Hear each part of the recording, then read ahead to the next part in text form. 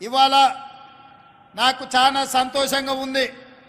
ఎందుకంటే ఇందిరమ్మ రాజ్యం రావాలి, కాంగ్రెస్ ప్రభుత్వం ఉండాలి, అప్పుడే ఆడబిడ్డలకు న్యాయం జరుగుతుందని సెప్టెంబర్ 17 నాడు రంగారెడ్డి జిల్లా తుక్కుగూడలో మన నాయకురాలు మన అమ్మ సోనియమ్మ 6 గ్యారెంటీలను ఈ తెలంగాణ ప్రజలకు ముఖ్యంగా ఆడబిడ్డలకు హామీ ఇచ్చి మీరు కాంగ్రెస్ ప్రభుత్వాన్ని ఏర్పాటు చేయండి, 6 గ్యారెంటీలను అమలు చేసే బాధ్యత నేను తీసుకుంటాని తుక్కుగూడలో రాజీవ్ గాంధీ ప్రాంగణంలో సోనియా గాంధీ గారు మాట ఇచ్చిండ్రు. ఆడబిడ్డలందరికీ తెలుసు, 2004లో కరీంనగర్ జిల్లాకు వచ్చినప్పుడు శ్రీమతి సోనియా గాంధీ గారు 60 సంవత్సరాల ఆకాంక్ష, వందలాది తెలంగాణ బిడ్డల ఆత్మ బలిదానాలను దృష్టిలో పెట్టుకొని ఆనాడు 4 కోట్ల తెలంగాణ ప్రజలకు మాట ఇవ్వడం జరిగింది. మీరేం ఆలోచన చేస్తున్నారో మీ ఆత్మాభిమానం కోరుకుంటున్న తెలంగాణ రాష్ట్రాన్ని ఇచ్చే బాధ్యత కాంగ్రెస్ పార్టీ తీసుకుంటుంది అని ఆనాడు శ్రీమతి సోనియా గాంధీ గారు తెలంగాణ ప్రజలకు మాట ఇవ్వడం జరిగింది. ఆ మాట నిలబెట్టుకోవడం ఎంత కష్టమైందో మీకందరికీ తెలుసు. తెలంగాణ రాష్ట్రం ఇవ్వడంలో ఆంధ్రప్రదేశ్లో కాంగ్రెస్ పార్టీ మనుగడ కోల్పోయి కేంద్రంలో ప్రభుత్వాన్ని కోల్పోయి తెలంగాణ రాష్ట్రంలో ఎన్నో ఒడిదుడుకులు ఎదుర్కొన్న మాట తప్పని మడమ తిప్పని నాయకురాలుగా మన నాయకురాలు సోనియమ్మ తెలంగాణ రాష్ట్రాన్ని ఇచ్చి ఇవాళ తెలంగాణ రాష్ట్రంలో ఎంతోమంది తల్లులు తమ బిడ్డలు తెలంగాణ కోసం ఆత్మ బలిదానం చేసుకుంటుంటే ఆ తల్లుల కడుపు కోత తెలిసి ఒక బిడ్డను కోల్పోతే తల్లికి ఎంత దుఃఖం ఉంటుందో సోనియమ్మకు తెలుసు. ఎందుకంటే తన కళ్ళ ముందల్నే తన అత్తగారిని AK-47 తుపాకీ తూటాలతోని ముష్కరులు కాల్చి చంపినరు.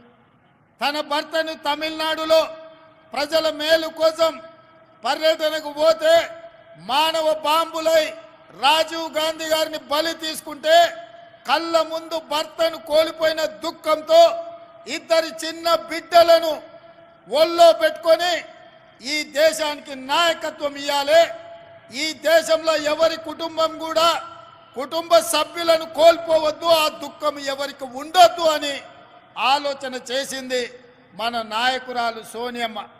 అందుకే తెలంగాణ ఉద్యమంలో పిల్లలు చచ్చిపోతుంటే ఆత్మ బలిదానాలు చేసుకుంటుంటే అధికారం పోయినా పర్వాలేదు, ఆంధ్రప్రదేశ్లో పార్టీ చచ్చిపోయినా పర్వాలేదు, కేంద్రంలో అధికారం కోల్పోయినా పర్వాలేదు, ఇక ఏ తల్లి కూడా దుఃఖంతో తన బిడ్డను కోల్పోవద్దు, నేను తెలంగాణ రాష్ట్రం ఇస్తా అని చెప్పి ఇచ్చిన మాట నిలబెట్టుకొని తెలంగాణ రాష్ట్రాన్ని ఇచ్చిన మహిళా శక్తి శ్రీమతి సోనియమ్మ అని చెప్పి నేను ఈ సందర్భంగా తెలియజేస్తున్న మిత్రులారా.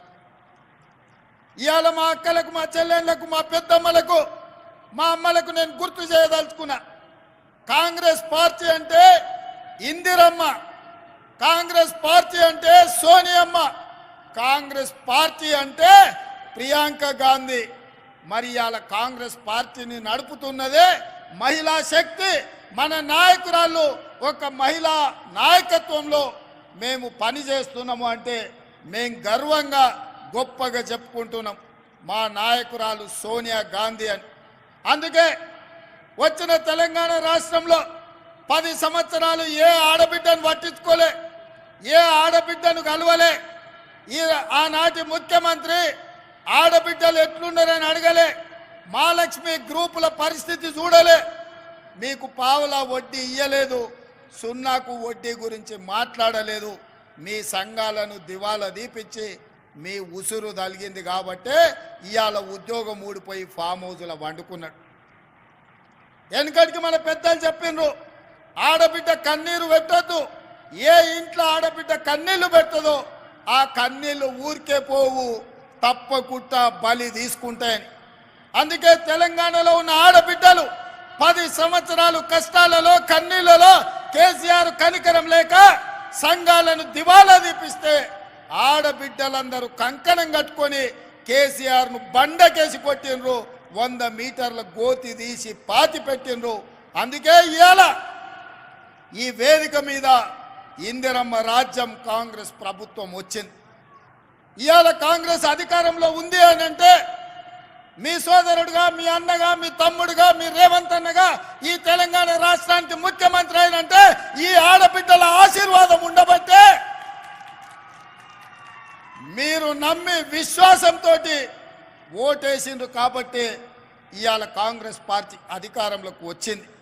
అందుకే ఆడబిడ్డల ఆశీర్వాదం తీసుకొని డిసెంబర్ 7 నాడు ఎల్బీ స్టేడియంలో కాంగ్రెస్ ప్రభుత్వాన్ని ఏర్పాటు చేసి డిసెంబర్ 9 నాడు 48 గంటలు తిరగకుందే మా ఆడబిడ్డల ఆశీర్వాదంతో మా ప్రభుత్వం ఏర్పడ్డది, వాళ్లకు మేలు చేయాలని ఆర్టీసీ బస్సుల్లో ఆడబిడ్డలకు ఉచిత ప్రయాణాన్ని కాంగ్రెస్ పార్టీ ఏర్పాటు చేసింది.